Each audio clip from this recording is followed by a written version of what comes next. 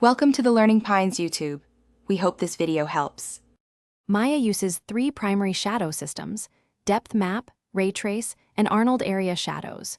Choose depth map for faster previews and ray trace for accurate contact shadows.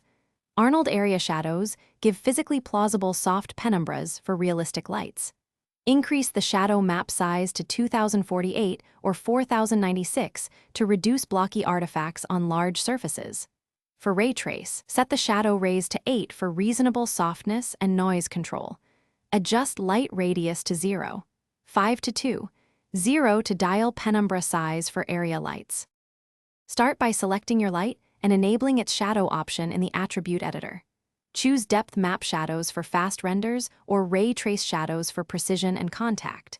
For depth maps, set resolution to 4096 and reduce bias to around 0.001 to prevent shadow acne. For Arnold, enable cast shadows and raise light samples to 4 to 8 for cleaner results. Set light radius to 0.5 to increase soft shadow spread while watching render time impact. If you see jagged or pixelated shadows, increase the shadow map resolution to 4096 or switch to ray trace shadows. When noise or splotches appear, raise shadow rays to 16 for ray trace or increase Arnold shadow samples to 8.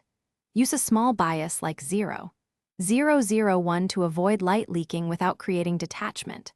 Cache light linking and enable screen space contact shadows for tighter results. Remember that larger maps and higher samples increase memory usage and render times significantly. Thanks for watching. Consider subscribing if we helped you.